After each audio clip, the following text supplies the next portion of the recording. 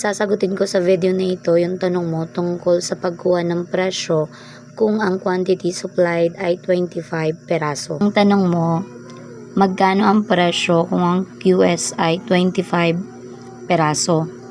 At ito yung gagamitin na supply function.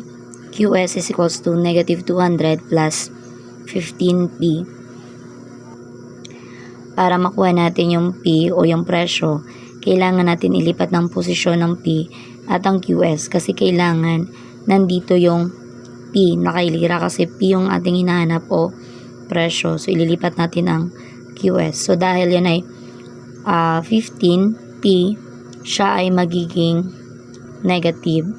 So ibig sabihin, lagay natin dito, negative 15P is equals to negative 200. Tapos ililipat natin yung QS, magiging minus QS na dito. Yan, ililipat natin. So magbabago na ang operation na gagamitin. Yan, pag nalipat na natin ng posisyon, ilalagay na natin ito yung 25 na QS. So negative 15P is equals to negative 200. Sabi mo ang QS ay 25, so minus 25. Ngayon, negative 15P pa din is equals to, yan, ima-minus na natin, negative 200 minus 25. So, ang magiging sagot dahil sa ating integers ay magiging addition na yan. So, ang magiging sagot ay negative 225.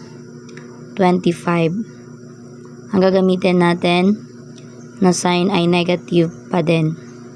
Okay, ngayon, based yan sa integers. So, 15, negative 15P is equals to, mali. So, dahil pala ay negative 15 is equals to negative 225 na siya, ilalagay na natin yung denominator na 15 na to. Kasi para mawala siya, P na lang yung matira. Kung ano yung nilagay natin dito na denominator, ganun din dito sa kabila. So, ibig sabihin, negative 15 din siya. So, para cross out natin yan, para P yung matira.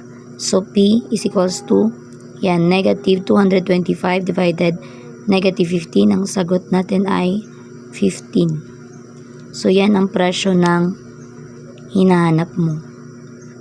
Yan, 15. 15 ang presyo kung ang QS ay 25 peraso.